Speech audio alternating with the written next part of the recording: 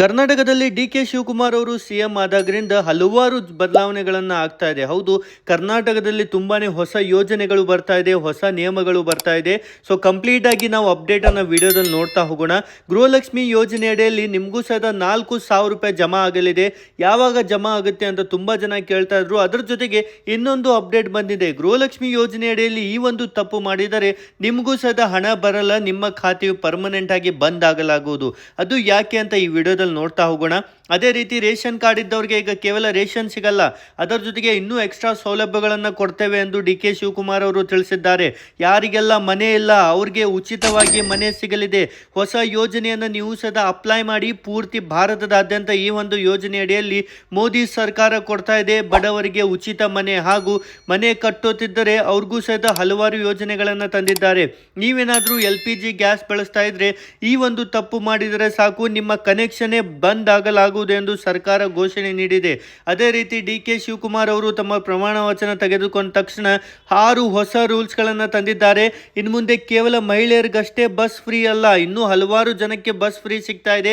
ಯಾರಿಗೆಲ್ಲ ಸಿಗುತ್ತೆ, ಅದೇ ರೀತಿ ಇನ್ನೂ 6 ಹೊಸ ರೂಲ್ಸ್ ಅನ್ನ ಏನ್ ತಂದಿದ್ದಾರೆ ಅಂತ ಕಂಪ್ಲೀಟ್ ಆಗಿ ಬಂಪರ್ ಧಮಾಕ ಈ ಒಂದು ವಿಡಿಯೋದಲ್ಲಿ ನೋಡ್ತಾ ಹೋಗೋಣ. ಅದೇ ರೀತಿ ನಾಳಿದ್ದು ಎಲ್ಲಿ ಜಾಸ್ತಿ ಮಳೆ ಬರಲಿದೆ, ಯಾವೆಲ್ಲ ಪ್ರದೇಶಗಳಲ್ಲಿ ಸುನಾಮಿ ಬರುವ ಸಾಧ್ಯತೆ ಇದೆ ಅಂತ ಕಂಪ್ಲೀಟ್ ಆಗಿ ಅಪ್ಡೇಟ್ ನೋಡೋಣ.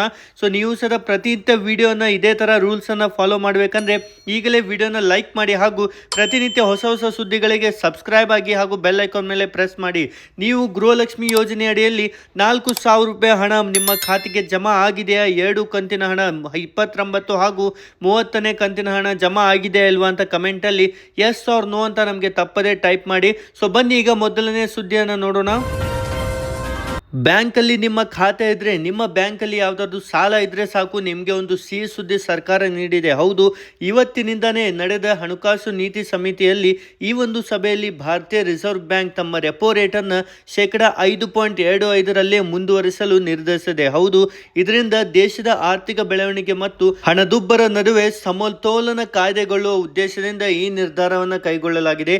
ಇದರಿಂದ ನಿಮಗೆ ಏನು ಉಪಯೋಗ ಅಂದ್ರೆ, ಸಾಲಗಾರರಿಗೆ ಇದು ಸಮಾಧಾನ ಸಂಗತಿಯಾಗಿದ್ದು ಸದ್ಯಕ್ಕೆ ಸಾಲದ ಬಡ್ಡಿ ದರಗಳು ಏರಿಕೆಯಾಗುವ ಆತಂಕ ದೂರವಾಗಿದೆ. ಹೌದು, ಪ್ರತಿ ವರ್ಷ ವಾಹನ ಸಾಲ, ಗೃಹ ಸಾಲ, ಮನೆ ಸಾಲ ಈ ತರ ಹಲವಾರು ಸಾಲಗಳ ಬಡ್ಡಿ ದರದಲ್ಲಿ ತುಂಬಾ ಬದಲಾವಣೆ ಆಗ್ತಾ ಇತ್ತು, ಏರಿಕೆ ಆಗ್ತಾ ಇತ್ತು. ಆದ್ರೆ ಈ ಒಂದು ವರ್ಷ ಮತ್ತೆ ಯಾವುದೇ ರೀತಿ ಏರಿಕೆ ಆಗಲ್ಲ. ಅದೇ ರೀತಿ ನೀವೇನಾದ್ರೂ ಹೊಸ ಗೃಹ ಸಾಲವನ್ನ ಪಡಿತಾ ಇದ್ರೆ ನಿಮ್ಗೂ ಸಹಿತ ಇನ್ನೂ ಕಡಿಮೆ ಬಡ್ಡಿ ದರದಲ್ಲಿ ಗೃಹ ಸಾಲ ಸಿಗ್ತಾ ಇದೆ. ಸೊ ಇದರಿಂದ ನಿಮ್ಗೂ ಸಹಿತ ಯಾವುದೇ ಸಾಲ ಇದ್ರೂ ಬಡ್ಡಿ ದರ ತುಂಬಾನೇ ಕಡಿಮೆ ದರ ಆಗಿರುತ್ತೆ ಸರ್ಕಾರಿ ಬ್ಯಾಂಕ್ಗಳಿಂದ. ಹಾಸನ ಜಿಲ್ಲೆಯಲ್ಲಿ 6,698 ಗೃಹಲಕ್ಷ್ಮಿಯರು ಔಟ್ ಆಗಿದ್ದಾರೆ. ಹೌದು, ಇನ್ನು ಮುಂದೆ ಫಲಾನುಭವಿಗಳಿಗೆ ಬಯೋಮೆಟ್ರಿಕ್ ಕಡ್ಡಾಯ ಮಾಡಿದ್ದಾರೆ. 6,698 ಮಹಿಳೆಯರ ಅಕೌಂಟು ಫೇಕ್ ಆಗಿ ಬಂದಿದೆ. ಹೌದು, ತುಂಬ ಮೃತಪಟ್ಟವರು, ಅದೇ ರೀತಿ ಅರ್ಹರು ಯಾರಿಲ್ಲ ಅವರ ಖಾತೆಯಲ್ಲೂ ಸಹ ಹಣ ಜಮಾ ಆಗ್ತಾ ಇತ್ತು. ಮಾಸಿಕ 2,000 ರೂಪಾಯಿ ನೀಡುವ ಈ ಒಂದು ಯೋಜನೆಯಡಿಯಲ್ಲಿ ಮಹಿಳೆಯರ ಸಂಖ್ಯೆ ಗಣನೀಯವಾಗಿದೆ ಇಳಿದಿದ್ದು, ಇನ್ನು ಮುಂದೆ ಗೃಹಲಕ್ಷ್ಮಿಯರು ಮಹಿಳೆಯರಿಗೆ ಕಡ್ಡಾಯವಾಗಿ ಬಯೋಮೆಟ್ರಿಕ್ ಮಾಡಿಸಲೇಬೇಕು ಎಂದು ತಿಳಿಸಿದ್ದಾರೆ. ಬಯೋಮೆಟ್ರಿಕ್ ಮಾಡಿಸಲಿಲ್ಲ ಅಂದರೆ ನಿಮ್ಮ ಖಾತೆಗೂ ಸಹಿತ ಗೃಹಲಕ್ಷ್ಮಿ ಹಣ ಬರಲ್ಲ. 30ನೇ ಕಂತಿನ ಹಣ ನಿಮಗೆ ಬಂದಿದೆಯಾ ಇಲ್ವಾ 2,000 ರೂಪಾಯಿ ನಮಗೆ ಕಮೆಂಟಲ್ಲಿ ತಪ್ಪದೇ ತಿಳಿಸಿ. ತುಂಬಾ ಜಿಲ್ಲೆಗಳಲ್ಲಿ 8 ತಾಲೂಕು ಪೈಕಿ ಹಾಸನ ತಾಲೂಕಿನಲ್ಲಿ ಅತಿ ಹೆಚ್ಚು ಅಂದರೆ 90,615 ಫಲಾನುಭವಿಗಳು ಮಹಿಳೆಯರಿದ್ದಾರೆ. ಇವರಲ್ಲಿ ಹಾಸನ ತಾಲೂಕಿನಲ್ಲಿ 2,737 ಮಹಿಳೆಯರು ಯೋಜನೆಯಿಂದ ಹೊರ ಹಾಕಿದ್ದಾರೆ. ಹೌದು, ನೀವು ಸಹಿತ ಅರ್ಹರಿಲ್ಲ ಅಂದರೆ ನಿಮಗೂ ಸಹಿತ ನಿಮ್ಮ ಖಾತೆ ಬಂದ್ ಮಾಡಲಾಗುವುದು. ಇದರಿಂದ ಯಾರೆಲ್ಲ ಅರ್ಹರಿದ್ದಾರೆ ಅವ್ರಿಗೆ ಮಾತ್ರ ಸಿಗಬೇಕು ಎಂದು ಬಯೋಮೆಟ್ರಿಕ್ ಅನ್ನು ಕಡ್ಡಾಯವಾಗಿ ಮಾಡಲಾಗಿದೆ. ನೀವು ಸಹಿತ ನಿಮ್ಮ ಬ್ಯಾಂಕ್ ಖಾತೆ ಎಲ್ಲಿ ಇದೆ ಅಲ್ಲಿಗೆ ವಿಸಿಟ್ ಮಾಡಿ ನಿಮ್ಮ ಬಯೋಮೆಟ್ರಿಕ್ ಅನ್ನು ಮಾಡಿಸಿಕೊಳ್ಳಿ. ಇದರಿಂದ ನಿಮಗೂ ಸಹಿತ ಮುಂಬರುವ ಕಂತಿನಲ್ಲಿ ಏನು ತೊಂದರೆ ಆಗುವುದಿಲ್ಲ. ರಾಜ್ಯ ಸರ್ಕಾರ ಇನ್ನೊಂದು ಹೊಸ ಯೋಜನೆಯನ್ನು ಮಾಡಿದೆ. ಹೌದು, ರೇಷನ್ ಕಾರ್ಡ್ ಹೊಸ ರೂಲ್ಸೇ ಬಂದಿದೆ. ಇನ್ನು ಮುಂದೆ ಪ್ರತಿಯೊಬ್ಬರಿಗೂ ಉಚಿತ ಸೌಲಭ್ಯಗಳು ಸಿಗ್ತಾ ಇದೆ ರೇಷನ್ ಕಾರ್ಡ್ ಹೊಂದಿದವರಿಗೆ. ಹೌದು, BPL ಕಾರ್ಡ್ ಇದ್ದವರಿಗೆ ಇಲ್ಲಿವರೆಗೆ ಉಚಿತವಾಗಿ ಪಡಿತರ ಚೀಟಿ ಸಾಮಗ್ರಿಗಳು, ಅದೇ ರೀತಿ ಅಕ್ಕಿ, ರಾಗಿ, ಗೋಧಿ, ಇಂದಿರಾ ಕಿಟ್ನಲ್ಲಿ ಎಣ್ಣೆ, ಸಕ್ಕರೆ, ಬೇಳೆ ಮತ್ತು ಉಪ್ಪು ಸಿಗ್ತಿತ್ತು. ಆದರೆ ಈಗ ಇನ್ನೂ ಹೆಚ್ಚು ನಿಮಗೆ ಸೌಲಭ್ಯ ಸಿಗ್ತಾ ಇದೆ. ಕೆಲವೊಂದು ವೈದ್ಯಕೀಯ ಸೌಲಭ್ಯ ಸಹಿತ ನಿಮಗೆ ಕೊಡ್ತಾ ಇದ್ದಾರೆ. ರಾಜ್ಯ ಸರ್ಕಾರ ರೇಷನ್ ಕಾರ್ಡ್ ನಿಯಮವನ್ನು ಬದಲಾವಣೆ ಮಾಡಿದ್ದು BPL ಅಥವಾ APL ಕಾರ್ಡ್ ಇದ್ದವರಿಗೆ ಹಲ್ಲು ನೋವಿನ ಸಮಸ್ಯೆಗೆ ಉಚಿತವಾಗಿ ಚಿಕಿತ್ಸೆ ಕೂಡ ದೊರೆಯುತ್ತೆ ಎಂದು ತಿಳಿಸಿದ್ದಾರೆ. ಹೌದು, ಹಲ್ಲು ನೋವು ಕೂಡ ದಿನದಿಂದ ದಿನಕ್ಕೆ ದುಬಾರಿ ಆಗ್ತಾ ಇದೆ. ಬಡವರು, ಕೆಳ ಮಾಧ್ಯಮದವರು ಅವರಿಗೆ ಹಲ್ಲು ನೋವಿನ ಚಿಕಿತ್ಸೆ ಪಡೆಯುವುದು ಕೂಡ ಕಷ್ಟವಾಗ್ತಾ ಇದೆ ಎಂದು ಅದರಲ್ಲೂ ಸಹಿತ ಈ ಒಂದು ಫ್ರೀ ಟ್ರೀಟ್ಮೆಂಟನ್ನು ನೀಡಿದ್ದಾರೆ. ನಿಮ್ಮ ಹತ್ರ BPL ಕಾರ್ಡ್ ಇರಲಿ ಅಥವಾ APL ಕಾರ್ಡ್ ಇರಲಿ, ಇಬ್ಬರಿಗೂ ಸಹಿತ ಹಲ್ಲು ನೋವಿನ ಉಚಿತ ಚಿಕಿತ್ಸೆ ಸಹಿತ ನೀಡ್ತಾ ಇದ್ದಾರೆ.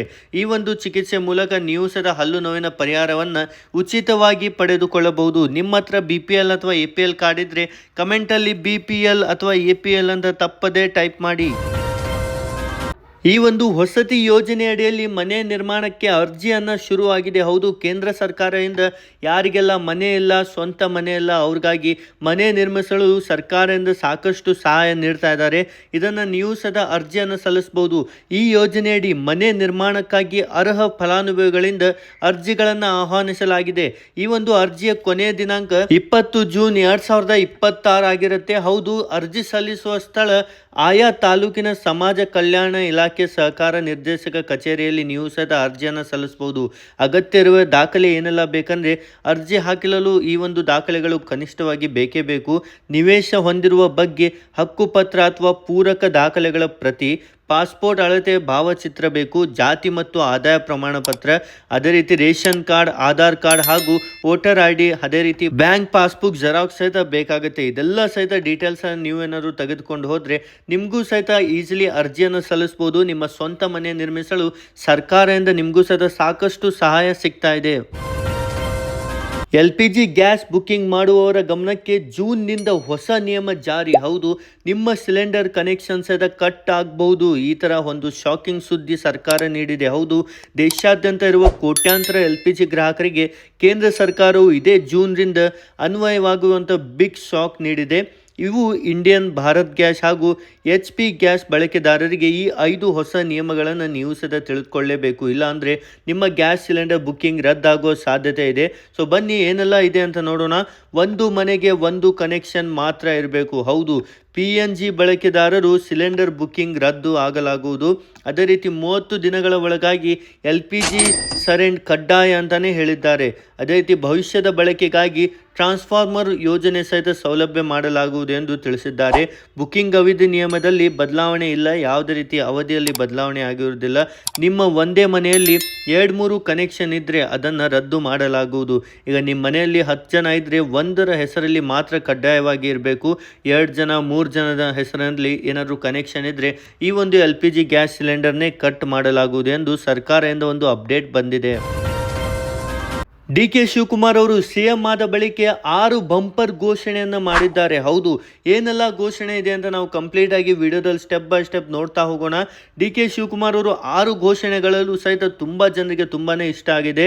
ಶಾಲಾ ಕಾಲೇಜು ವಿದ್ಯಾರ್ಥಿಗಳಿಗೆ ಉಚಿತ ಬಸ್ ಪಾಸ್ ನೀಡ್ತಾ ಇದ್ದಾರೆ. ಹೌದು, ನೀವು ಪುರುಷರಾಗಿರಲಿ ಮಹಿಳೆಯರಾಗಿರಲಿ ಇಬ್ಬರಿಗೂ ಸಹಿತ ಉಚಿತ ಬಸ್ ಪಾಸ್ ಕೊಡ್ತಾ ಇದ್ದಾರೆ. ಕೇವಲ ಶಾಲಾ ಕಾಲೇಜು ವಿದ್ಯಾರ್ಥಿಗಳಿಗೆ ಪೂರ್ತಿ ಕರ್ನಾಟಕದಲ್ಲಿ ಎಲ್ಲೇ ಇರಲಿ ಅವ್ರಿಗೆ ಉಚಿತ ಬಸ್ ಪಾಸ್ ಕೊಡಲಾಗ್ತಾ ಇದೆ. ಅದೇ ರೀತಿ ರಸ್ತೆಗಳ ನಿರ್ಮಾಣಕ್ಕೆ 2,000 ಕೋಟಿ ರೂಪಾಯಿ ಘೋಷಣೆ ಆಗಿದೆ. ಪೂರ್ತಿ ಕರ್ನಾಟಕದಲ್ಲಿ ಎಲ್ಲೆಲ್ಲಿ ರಸ್ತೆ ನಿರ್ಮಾಣ ಇನ್ನೂ ನಿಂತಿದೆ ನೋಡಿ, ಅಲ್ಲೂ ಸಹಿತ ಇನ್ಮುಂದೆ ರಸ್ತೆ ನಿರ್ಮಾಣ ಆಗುವುದು ಎಂದು ಸರ್ಕಾರದಿಂದ ಒಂದು ಘೋಷಣೆ ನೀಡಿದ್ದಾರೆ. 2,500 ಚದರ ಅಡಿವರೆಗೂ ಸಹಿತ OC ವಿನಾಯಿತಿ. ಇದರೊಂದಿಗೆ 2,500 ಚಡಿ ವಿಸ್ತರಣ ಕಟ್ಟಡಕ್ಕೆ ಅರ್ಜಿ ಹಾಕಿದವರಿಗೆ ರಿಲೀಫ್ ಕೊಟ್ಟಿದ್ದಾರೆ.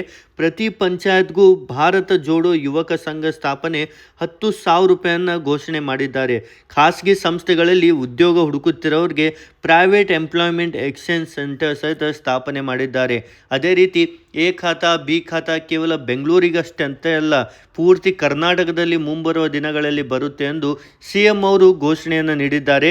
ಸೊ ಈ ಥರ ಬೇರೆ ಬೇರೆ ಹೊಸ ಯೋಜನೆಗಳು ಹೊಸ ಸಂಸ್ಥೆಗಳಿಗೆ ಘೋಷಣೆಯನ್ನು ಮಾಡಿದ್ದಾರೆ.